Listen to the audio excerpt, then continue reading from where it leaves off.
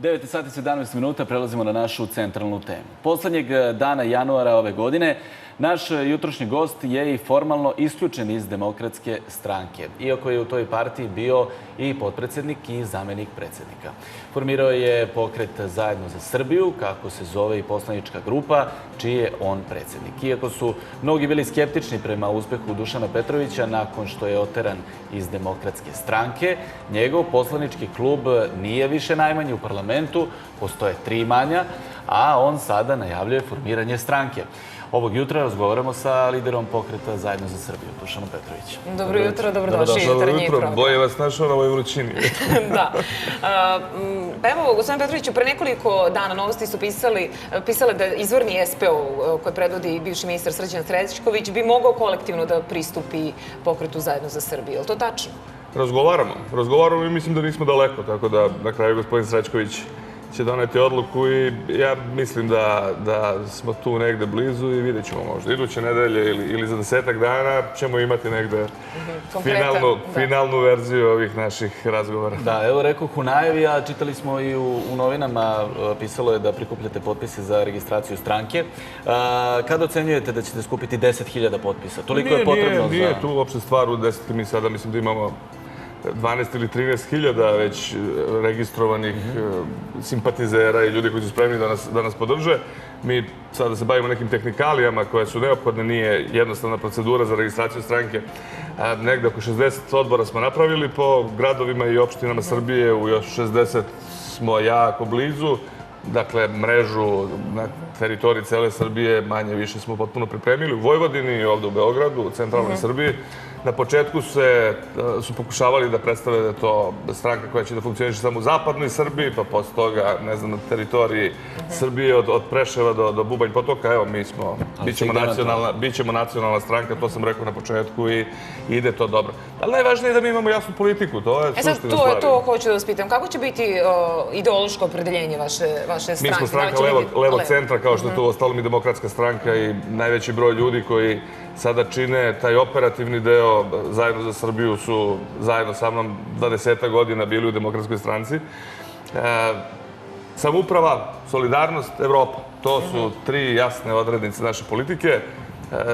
Samouprava je jedna duga tradicija u srpskoj politici i u javnom životu. Još od vremena kad su se Pašić i Obrenović dogovorili prvi put tamo negde krajem 19. veka oko toga da bi ipak narodu trebalo dati neku vlast u ruke, formiran je veliki broj opština. Naše uverenje je da mesne zajednice treba da imaju budžete, da Beograd treba bude podeljen u kvartove koji bi trebalo da imaju budžete, ali suština je da dok milioni ljudi ne dođu u priliku da odlučuju, a moraju da odlučuju o novcu, mi nećemo pokrenuti veliku nacionalnu energiju koja je preduslov da mi uđemo u jedan snažan razvoj. Nema ništa bez volje ljudi. Sećate se Đinđića. Mogu da želim ja, može da želi moja vlada, može da želi parlament. Ako milioni ljudi ne žele da se stvari promene, neće se promeniti. Može da želi Vučić, može da želi premijer Dačić, Tomislav Nikolić. Ukoliko milioni ljudi ne uđu u celu tu stvar, nećemo ponovo uspeti da napravimo veliki preokret. Da, vi ste prisustvovali u Osnivačkoj skupštini Ujedinjenih regiona Srbije. Jedni i drugi govorite o važnosti decentralizacije. Da li to može da bude dovoljno za političko partnerstvo? Jedna stvar da bude potpuno jasna, dakle, sa svakim ko smatra da Srbija treba da ide u Evropsku uniju, sam spreman da razgovaram kao i ljudi koji su zajedno sa mnom.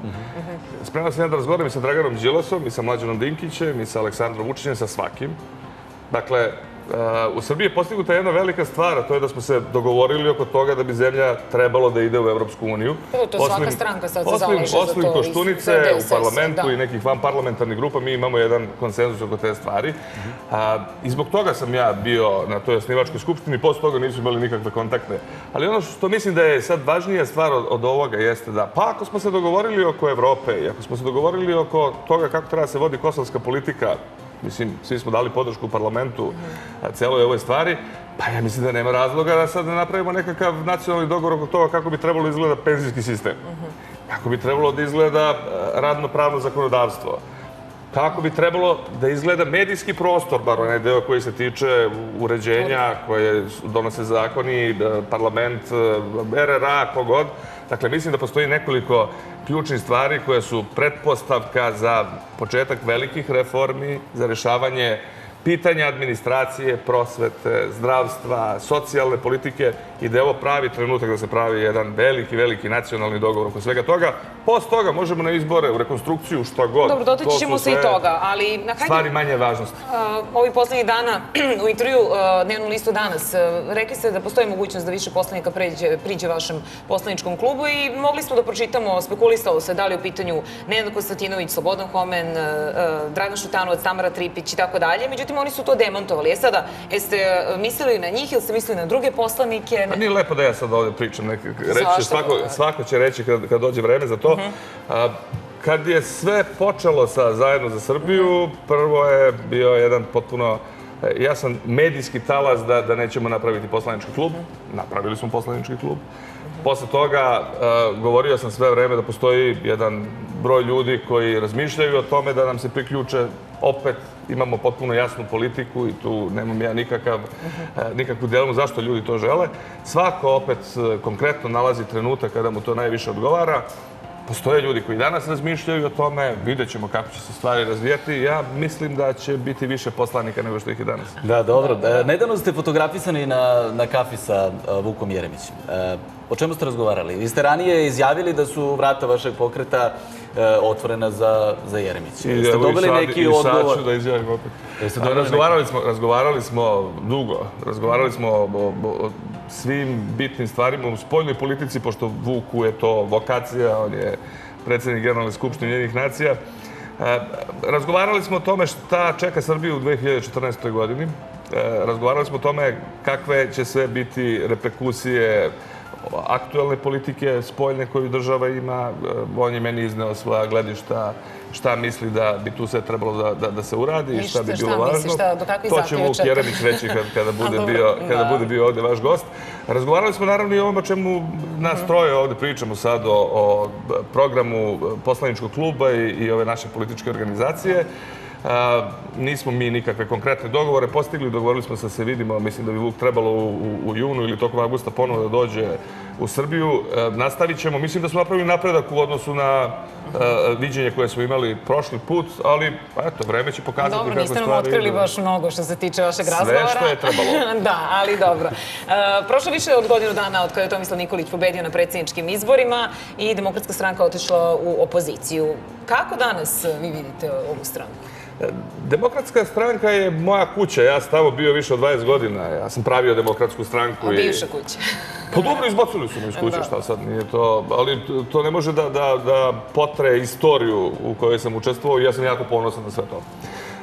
Demokratska stranka nema politiku i o tome govorim od izbora koji su bili u maju prošle godine. Sa Đilasom kao predsjednikom Demokratske stranke mislim da neće biti ni prilike da Demokratska stranka potpuno jasnu politiku formuliše. I to je problem? To je suštinski problem. Sve ovo drugo su izvedene stvari. Ali činjenica da danas tako jedna bitan učesnik u političkoj istoriji Srbije nije u stanju da kaže građanima Srbije glasajte za nas zbog toga što smatramo da bi trebalo. Ali dobro, oni su predstavili neki program, ali opet nekako se loše snalaze. Ajde, prepričajte mi 3 rečenice iz tog programa. Pa bio je gospodin Đelić kada je pričao o tom programu. Dakle, važno je da li vi kao neko ko će da izađe na izbore možete... Svaki program je sličan, odmah da vam kažem. Svaka stranka ima sličan program. Solidarnost, samouprava, Evropa. U 3 reči program stranke mora da stane ili u 2 rečenice. Nažalost, Demokratska stranka takvu politiku nema i to je loša stvar za Srbiju. Ali mogu da zaključim ovo. Ja sam siguran da Demokratska stranka mora donesi jednu značajnu odluku, a to je da zameni predsjednika i posle toga možda će se stvari okrenuti na drugu stranu i krenuti za Demokratsku stranku na bolje. To bi verovatno ubrzalo i neke procese na tom delu političke scene na koje Mislite da je to moguće da se zameni predsjednik? Pa to je stvar za glavni odbor Demokratske stranke, za svašta se priča u poslednje vreme, ali opet to će vam ljudi koji su unutra bolje reći nego ja. Da, a bili ste potpredsjednik Demokratske stranke 2004. godine, kada je stranka tada bila u opoziciji. Sada, na koji način se taj politički trenutak razlikuje za Demokratsku stranku u odnosu na ovaj danas? U mnogome, zato što je tada Demokratska stranka bila alternativa. Demokratska stranka odšla u opoziciju posle izbora 2003. godine. Zoran je ubijen dakle te godine, onda su u zimu bili izbori i pojavio se Boris Tadić. I Demokratska stranka je, i u tome sam veoma mnogo učestvovao, srušila odluku predsjedništva tada Demokratske stranke, gde je Zoran Živković u stvari bio vođa stranke, iako je bio zamjenik predsjednika formalno. Predsjedništvo donelo odluku da Živković bude nosilac liste. Onda je glavni odbor pogazio tu odluku i Borisa Tadića u stvari lansirao u politički život. Posle toga je Boris pobedio na predsjedničkim izborima, postao je predsjednik stranke, upravljao je Srbijom 8 godina i to je taj deo istorije. Dakle, u tom trenutku Demokratska stranka je donela dobre odluke, kao što sada nije donela dobre odluke. Ostala je gravitaciona tačka srpske politike. Danas Demokratska stranka to nije, ali to je opet stvar za Demokratsku stranku. Verujem da imamo dobre prilike i dobra rešenja. Razgovaram sa mnogim ljudima u politici, u javnom životu. Dakle, siguran sam ja da je moguće napraviti jednu političku strukturu koja će biti potpuno jasan politički prostor za ljude koji po svom osjećanju, po svojim emocijama, vrednostima su do sada glasali za Demokratsku stranku i da će oni izaći na sledeće izbore, to je jako važno. Da, ali ono što je također aktualno, to je da danima već prvi čovjek Pinka Željko Mitrović iznosi ozbiljne optužbe na račun predsjednika Demokratske stranke Dragana Đilasa. Nakon nekoliko dana ćutanja, evo mogli smo da vidimo da se oglasio i Dragan Đilas. Šta očekujete? Kako će biti epilog cijela ove priče? Vidjet ćemo, koliko ja vidim sad iz novina, ovo što danas piše i ovih dana, da sada je to ušlo u nekakve redovne procedure, pa vidjet ćemo sad šta tu ima da kaže.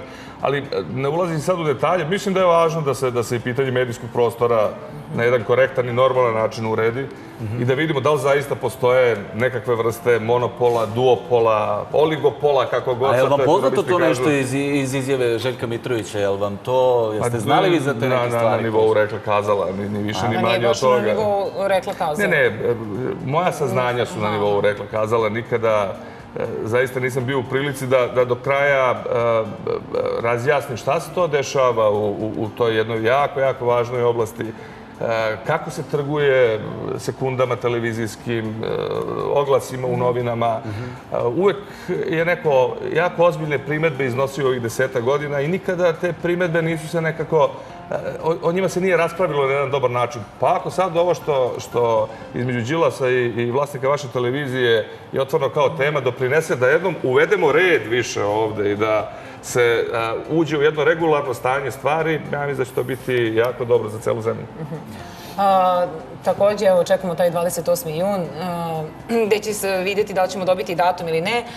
Nakon toga, šta očekujete? Da li smo bliže rekonstrukciji vlade ili izborima? To naravno zavisi od onih koji čine parlamentarnu većinu, po prirodi stvari, najviše od najveće stranke, od Vučića kao predsjednika Srpske napredne stranke. Rekao vam nešto na početku. Mislim da je ovo velika prilika da se iskoristi to saglasje ili konsenzus, kako se to kaže, oko evropske politike i kosovske politike, da se napravi dogovor oko nekoliko jako važnih stvari. Profesor Mićunović ima jednu odličnu rečenicu da se dogovorimo oko čega se više ne glasa u Srbiji. Ali mislim da je to jedna vrlo značajna stvar. Nema stabilne države niti stabilnog društva bez postojanja jasnog političkog konsenzusa oko najvažnijih stvari. I sad je taj trenutak. I mislim da je to mnogo važnije. Napravili smo prilično veliki napredak, pogotovo u tom sporazumu što se tiče... Pa imamo, ekonomija je problem. Veliki problem. Evo vidite i sada kako se vlada jako mučila oko sklapanja antikriznih mera. Nisam siguran da je ovo rešenje. I evo, doći je budžet u parlamentu u ponedjeljak pa ćemo da vidimo šta su sve napisali i kako to izgleda. Dosta to izgleda, dosta to liči na jedan pokušaj da vi, ne menjajući suštinu, prebacujući novac sa jedne tačke na drugu, nekako, koliko je to moguće, rešite tekuće financije, ali Srbiji nedostaje jedna velika ekonomska ideja gde bi 300-400 hiljada ljudi moglo da vidi da ih u naredne 2-3 godine vrlo verovatno očekuje nekakav pomak na bolje u životu, ne postoji razlog da se te stvari ne implementiraju u politiku. Prošli put kad sam bio ovde kod vas, rekao sam, mi proizvedemo hranu koja vredi 10,5 milijardi evra. Naš kapacitet je 100 milijardi evra. I ne mogu da razumeju zašto i ovih godinu dana nismo iskoristili da krenemo snažno u projekte za navodnjavanje, da se razmotri zašto 1600 ili 700 agronoma koji su radili za državu sada ne pomažu 300-400 hiljada seljačkih domaćinstava, da se pronađe 15 ili 20 menadžera koji bi se osposobili da prodaju hranu po svetu. I evo, to je samo jedan segment priče. I sve sam to radio, bio sam ministar poljoprivrede godinu dana.